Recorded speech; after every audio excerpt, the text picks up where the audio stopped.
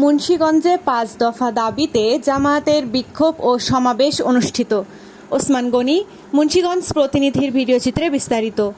মুন্সিগঞ্জ জুলাই জাতীয় সনদ বাস্তবায়নের আদেশ জারি ও নভেম্বরের মধ্যে গণভোট আয়োজন সহ ৫ দফা দাবিতে মুন্সিগঞ্জে বিক্ষোভ মিছিল ও সমাবেশ করেছে বাংলাদেশ জামায়াতে ইসলামী।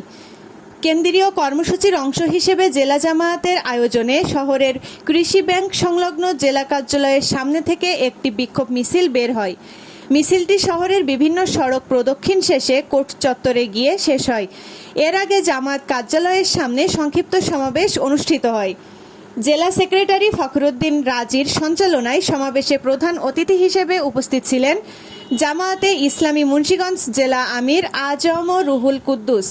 বিশেষ অতিথি হিসেবে বক্তব্য রাখেন নায়েবে আমির নুরুল হক পাটোয়ারি ও পৌর আমির এইচ.এম. বাইজিদ। বক্তারা বলেন, জুলাই জাতীয় সনদ বাস্তবায়ন দেশের জনগণের ন্যায্য দাবি। নভেম্বরের মধ্যে গণভোটের মাধ্যমে জনগণের মতামত গ্রহণ করে এ সনদকে আইনি ভিত্তি দিতে হবে। তারা আরও বলেন, তত্ত্বাবধায়ক সরকার একসময় যাকে বিএনপি অস্বীকার করেছিল, পরবর্তীতে আন্দোলনের মাধ্যমে সেই পদ্ধতি নির্বাচন করে ক্ষমতায় এসেছে। এখন অন্যরা পিআর পদ্ধতি বুঝতে না পারলেও একদিন তারা এই ব্যবস্থার জন্য আন্দোলন করতে বাধ্য হবে। যে দাবি গুরুত্বপূর্ণ সেটি হলো যে বিগত পালিয়ে যাওয়া স্বৈরাচারের দোসর ১৪ দলের অন্যান্য যারা আছে তাদেরও নিষিদ্ধ করতে হবে এবং তাদেরও বিচারের আওতায় নিয়ে আসতে হবে। পেয়ার পদ্ধতির মাধ্যমে উভয় পক্ষে নির্বাচনের ব্যবস্থা করতে হবে।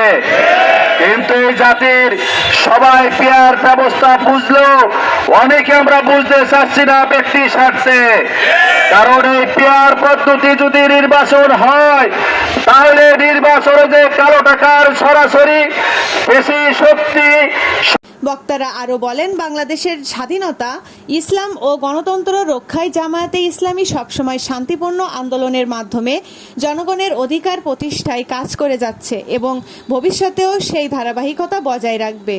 সমাবেশে জেলা, থানা, ইউনিয়ন ও ওয়ার্ড পর্যায়ের নেতাকর্মী সহ অঙ্গ ও সহযোগী সংগঠনের বিপুল সংখ্যক কর্মী অংশগ্রহণ করেন। AB news desk report.